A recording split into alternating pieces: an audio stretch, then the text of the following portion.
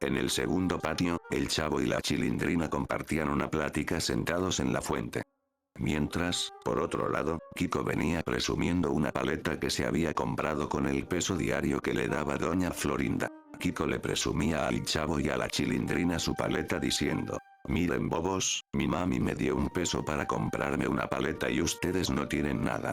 La Chilindrina dice: no me importa Kiko, porque yo ahorita le pido a mi papá que me dé 2 pesos para comprarme 2 paletas y no te doy. La Chilindrina sale de la escena y esta vez quedan solo el Chavo y Kiko, quien le dice: Chavito, ¿no se te antoja de mi paleta? El Chavo diciendo: ¿me vas a dar? Kiko responde nuevamente: primero dime si se te antoja. El Chavo, ingenuo, le responde que sí. Pero Kiko le niega convidarle de su paleta, riendo de forma burlona.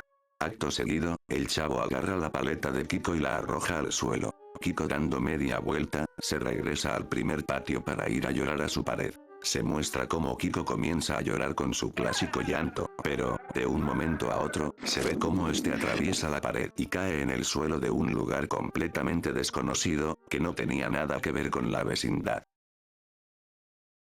Luego de un momento, se levanta del suelo y se le ve desorientado. Comienza a gritar llamando a su mamá, pero nadie responde.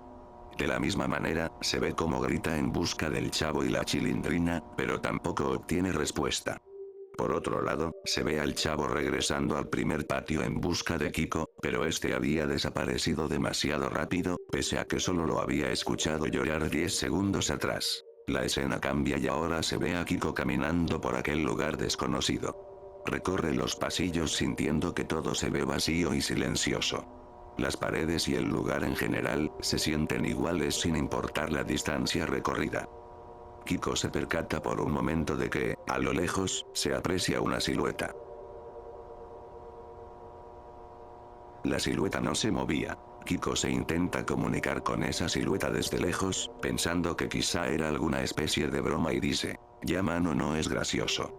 Si eres tú Chavo, o tú Chilindrina, es mejor que se detengan o voy a acusarlos con mi mami apenas salga de este feo lugar.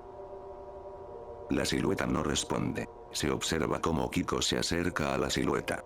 Al acercarse lo suficiente, se da a entender que aquello no era una persona, sino que parecía ser una figura de cartón del Chavo. Muy confundido, Kiko sigue su camino. Al llegar a cierto lugar, Kiko se percata de 2 paredes bastante estrechas que llevan a una zona que parece estar escondida.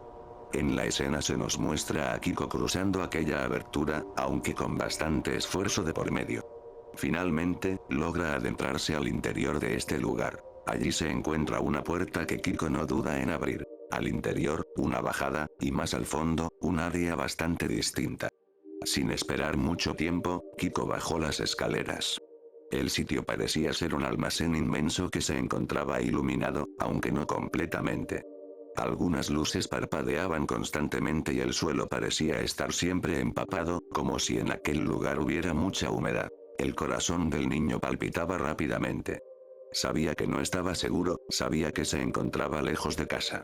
Quería pensar que todo lo que estaba viviendo en aquel instante en que tropezó, era parte de una pesadilla de mal gusto, y que, tarde o temprano, todo acabaría y podría ver nuevamente a su mami y a sus amigos. El muchacho siguió su recorrido.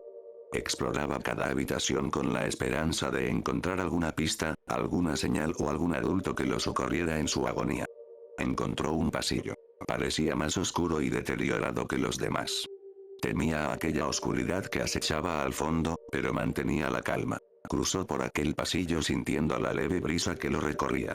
Mientras caminaba, lo único que lograba oír era aquel zumbido eléctrico de la luz fluorescente que habitaba aquella oscuridad. Dio pasos apresurados para lograr llegar rápido al final del pasillo. Al terminar de cruzar, volvió nuevamente a una zona un poco más iluminada. Allí se encontró con una ventana. Miró con curiosidad. Era un patio interior bastante amplio y con una gran cantidad de ventanas. El sitio parecía ser más grande de lo que pensaba.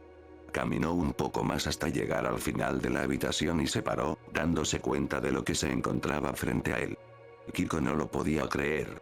El lugar parecía ser infinito, pero no había más opción que cruzar, ya que del otro lado se encontraba una puerta con una señal que decía claramente la palabra salida.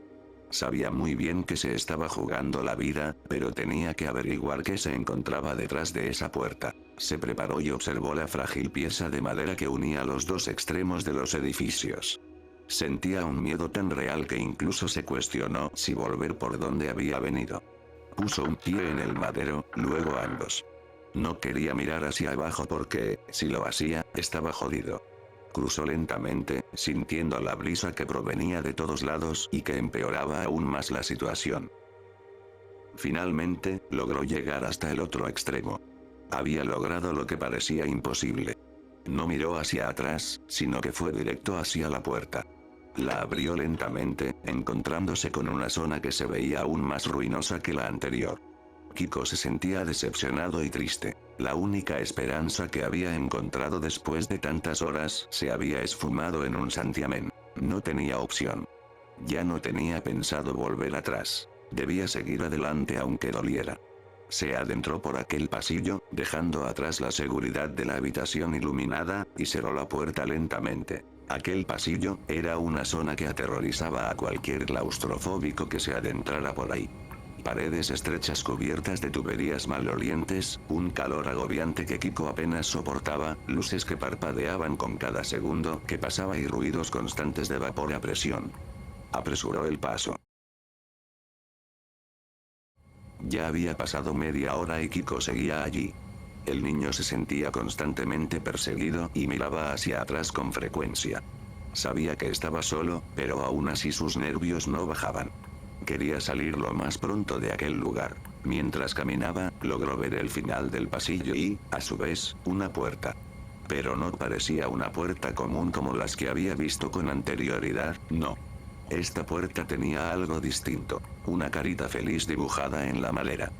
Qué curioso, se dijo Kiko para sí mismo. Era como si alguien hubiera estado aquí antes y hubiera dibujado eso. Quizás, después de todo, sí había gente en aquel lugar. Kiko, con una gran curiosidad, abrió la puerta, encontrándose con un sitio que se veía muy contrastante con este pasillo mugroso. Allí todo parecía ser diferente y muy colorido.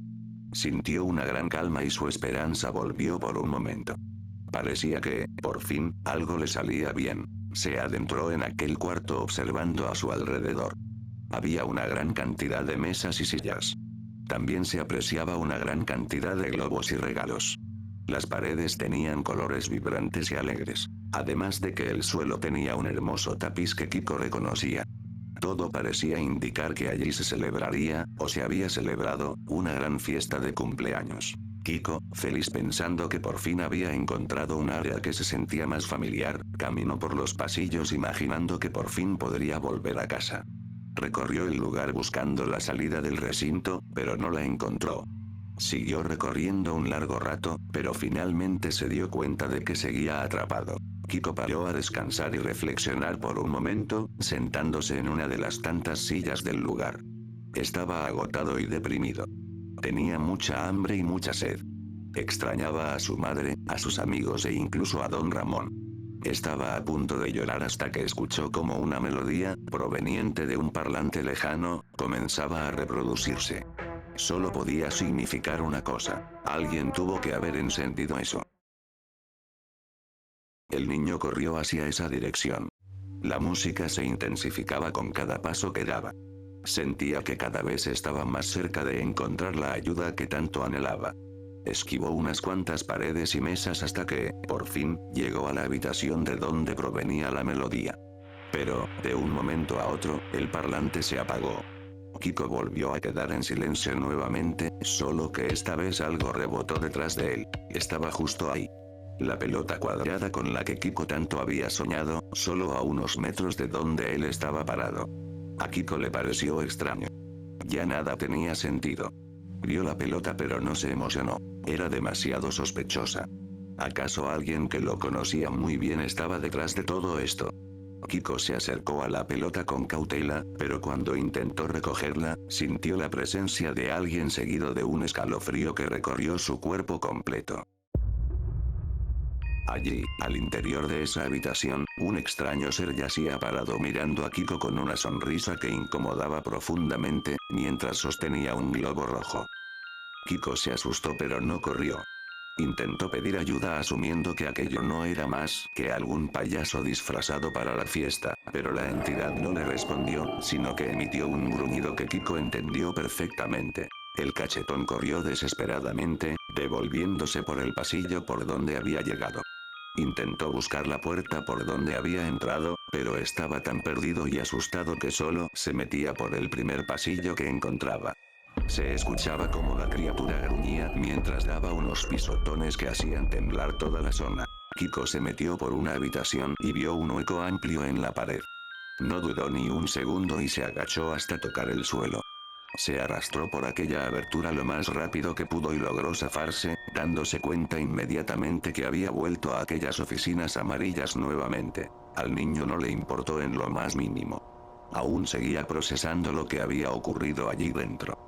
Con la poca fuerza que le quedaba, intentó alejarse lo más que pudo de la abertura y se apoyó en una pared para descansar. Aún veía borroso por tanta adrenalina. Giró la cabeza fijándose en una mancha negra que parecía resaltar en el horizonte. La mancha se acercaba conforme pasaban los segundos. Luego lo escuchó. Y fue ahí cuando supo que aquel recorrido no había servido de nada.